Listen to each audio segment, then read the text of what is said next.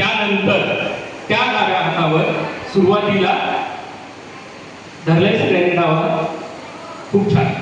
तर त्या हातावर सुरुवातीला एका बोटाने टाळी वाजवायचे, त्यानंतर मी सांगतो बाळांना, आधी सांगतो, त्यानंतर 2 बोटांनी वाजवायचे, त्यानंतर 3 बोटांनी, त्यानंतर 4 बोटांनी, त्यानंतर 5 बोटांनी.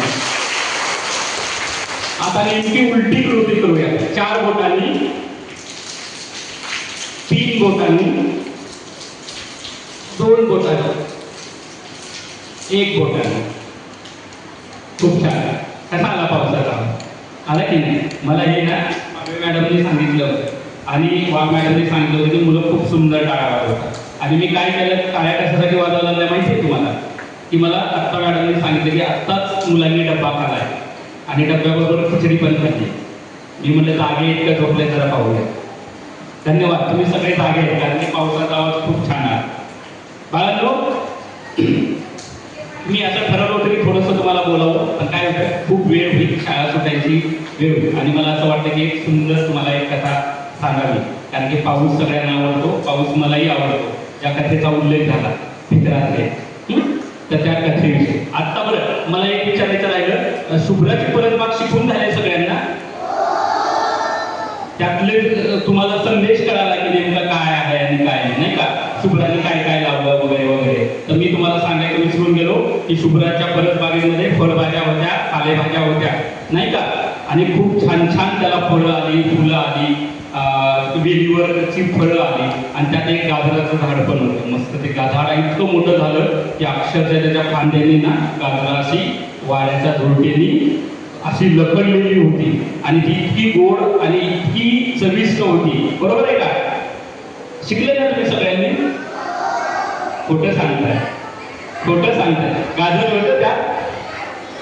गाजर नव्हतं. आणि मी तुम्हाला मगाशी पण म्हणलं, गाजराचं झाड असतं का? गाजर फांद्याला येतात का? मग मग मग तुम्ही कशा म्हणाले की हो?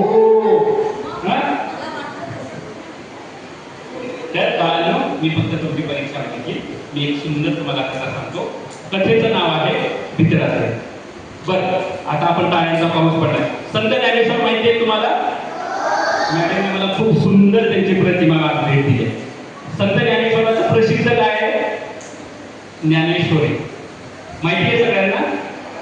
आणि ज्ञानेश्वरीचं पारायण करताना कसे बसतात लोक? व्हेरी गुड, एकदम ताट. तुम्ही जितका वेळ ताट बसाल तितक्या लवकर मी कथा संपवतो, नाहीतरी मग 5-10 शाळा सुटेपर्यंत मी बोलतो. चालेल? ठीक आहे, व्हेरी गुड. कथेचं नाव आहे भित्राचे. हे पावसाचा थेंब आहे तो. आज रविवार, सकाळी सकाळी आकाशात पावसाच्या थेंबांनी लपाछपीचा डाव मांडला. ज्या थेंबावर डाव आला तो मात्र भिंतीकडे पाठ करून उभा होता आणि इतर थेंब मात्र चांगल्या आडोशाला लपण्यासाठी चांगल्या ढगांचा शोध घेत होते आणि त्यासाठी थेंबांची पळापळ सुरू होती. आणि त्यात एक छोटासा थेंब होता, त्याला मात्र लपण्यासाठी चांगला ढगच मिळत होता. तो थेंब मात्र या ढगाकडून त्या ढगाकडे, त्या ढगाकडून या ढगाकडे सारखा पळत होता. आणि तेवढ्या ज्या थेंबावर डाव आलाय त्या थेंबांनी 1-2 म्हणण्यास सुरुवात केली. त्या छोट्या थेंबाला वाटलं की ज्या थेंबावर डाव आला तो थेंब आता पटकन डोळे उघडणार आणि त्याला मीच सापडणार आणि लपलेल्या सर्व थेंबांना शोधण्याची वेळ माझ्यावर येणार. मग त्या थेंबांनी निर्णय घेतला की जो ढग मिळेल त्या ढगाच्या आड लपायचं. असा निर्णय घेऊन तो छोट्याशा थेंबाने इतकी जोरात धूम ठोकली, तुम्हाला सांगतो इतकी जोरात धूम ठोकली आणि तो जोरदार पळाला आणि पळता पळता त्याचा तोल गेला आणि काही समजण्याच्या आत भित्रा थेट ढगातून खाली पडला. मी पडलो मला वाचवा, मी पडलो मला वाचवा असा आरडाओरडा त्या थेंबाने सुरू केला. ढगात लपलेले सगळे थेंब क्षणात एकत्र आले. खाली बघताय तर काय उंचा थेंब वेगाने जमिनीच्या दिशेने जातो. त्यांना काही सुचण्याच्या आत थेंब दिसेनासा झाला. फक्त कानावर आवाज येत गेला, मी पडलो मला वाचवा, मी पडलो मला वाचवा. हे मला वाटलं आता आपण संपलो, आता आपण जमिनीवर आपटणार. डोकं फुटणार, रक्त निघणार, हातापायाला खरचटणार आणि वेदना सगळ्या अंगभर उठणार. या भीतीने थेंब अधिक घामाघूम झाला.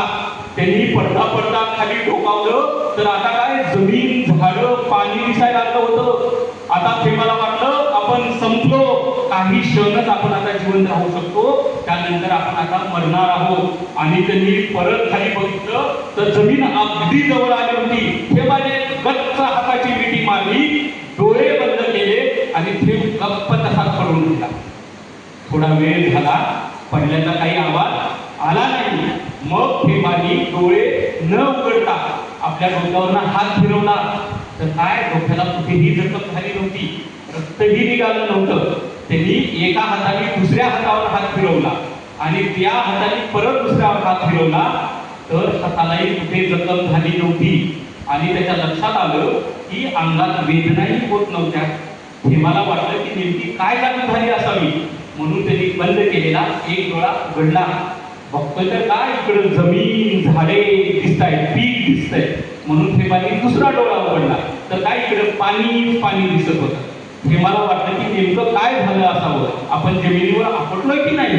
म्हणून थेंबाने स्वतःला सावरलं आणि इकडं तिकडं असं बघितलं तर थेंबाच्या लक्षात आलं की तलावाच्या शेजारी असलेल्या अगदी छोट्याशा रोपट्याच्या पानावर थेंब येऊन पडला होता. थेंबाने स्वतःला सावरलं, पानावर थोडासा हलून तो उठला, इकडे तिकडे बघितलं, हे पाणी, झाडे, जमीन सगळं काही थेंबाला नवीन होतं. इथे खेळायला ढग नव्हते, की बोलायला थेंबही नव्हते. इथं थेंबाला हे सगळं पाहून रडून कोसळलं आणि थेंब फुंके घेऊन रडत बसला. नेमका पाण्याच्या अगदी शेजारी बेडूक डोळे झाकून बसला होता. रडण्याचा आवाज कानावर आल्यावर बेडकाने डोळे उघडले, इकडे तिकडे बघितलं, कोणीच दिसेना बेडकाला. बेडकाने परत डोळे बंद केले आणि बसून राहायला जाग्यावर. मात्र रडण्याचा आवाज येतच होता, म्हणून बेडकाने परत डोळे उघडले, रडण्याच्या आवाजाच्या दिशेने बघितला आणि थोडेसे 2 पावलं पुढे गेल्यावर त्याने मान उंचावली आणि बघितलं तर काय, समोरच्या रोपाच्या पानावर पावसाचा थेंब रडतोय. बेडूक घाबरला, 2 पावलं परत मागे आला आणि गप्प बसला, कारण रडणारा थेंब बेडकाने प्रथमच पाहिला होता. पण बेडकाला असं वाटलं की थेंब रडतोय म्हणजे त्याला काहीतरी त्रास होत असणार, त्याला काहीतरी इजा होत असणार. मग बेडकाने ठरवलं की विचारलं तर पाहिजे आपण त्याला की कशासाठी रडतोय. म्हणून बेडकाने विचारलं, काय झालं, का म्हणून रडतो आहेस तू. आणि एकदम समोरनं आवाज आल्यावर थेंब शांत झाला. त्यांनी स्वतःचं अंग चोरून घेतलं आणि तसाच पानावर बसून राहिला. तसा बेडूक म्हणाला, अरे सांगशील की नाही, काय झालं तुला, काही त्रास होतो का काय. तसं थेंबानी मग पानावर थोडंसं पुढे आलं आणि बघितलं तर काय समोर बेडूक. आता बोलणारा बेडूक पण थेंबानी प्रथमच बघितला होता. थेंब परत पानावर जाग्यावर झाला आणि त्यांनी स्वतःचं अंग चोरून घेतलं. तसा बेडूक ओरडून म्हणाला, अरे सांगणार आहेस की नाही, तू रडतोस कशासाठी, काय झालं तुला.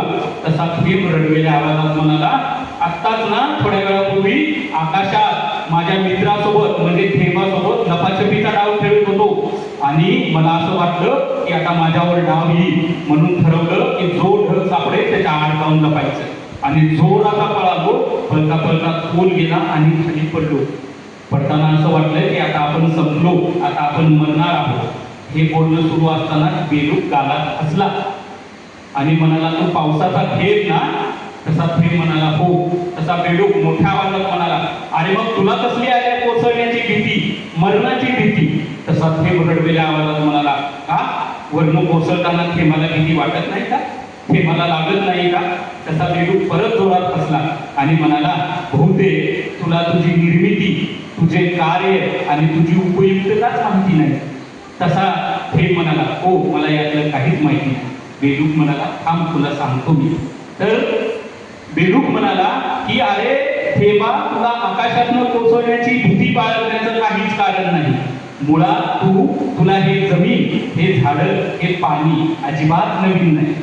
तू सुरुवातीच्या रूपात जो असतो, इथले जमिनीवरचे जे तलाव आहेत, धरण आहेत आणि समुद्र आहे, त्याच्या पाण्याच्या रूपात तू असतो.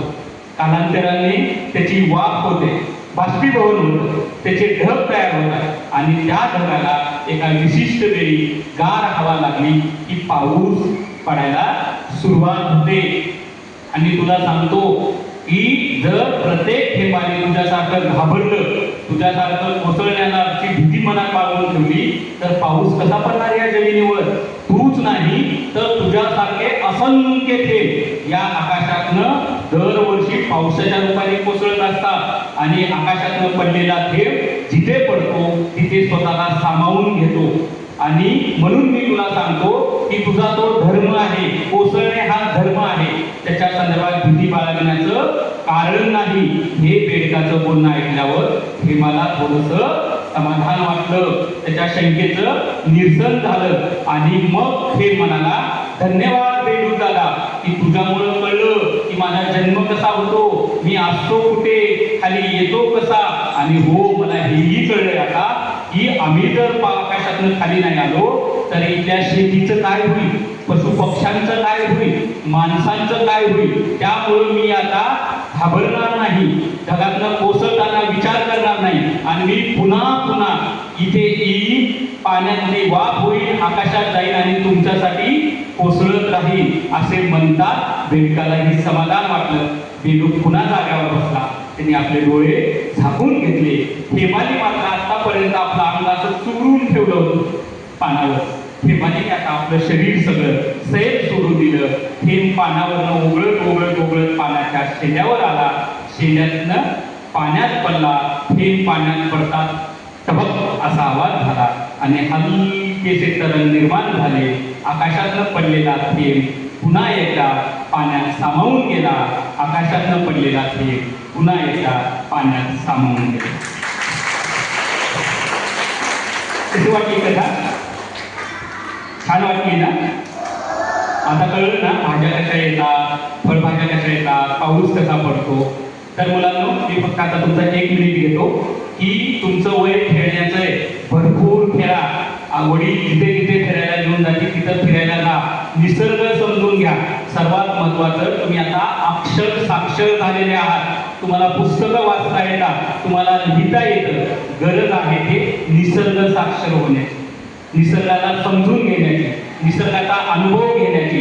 कारण की हे यासाठी सांगतोय की येत्या 10 वर्षात या पृथ्वीवरचं सर्वात मोठं संकट कुठलं असेल ते जागतिक तापमान वाढ आहे. आणि ती जागतिक तापमान वाढ आपण निसर्गाला उद्ध्वस्त करत चाललो आहे, त्यामुळे निर्माण झालेले. म्हणून तुम्हाला माझी अतिशय प्रेमाची विनंती आहे की अक्षर साक्षर झाला, आता निसर्ग साक्षर व्हा.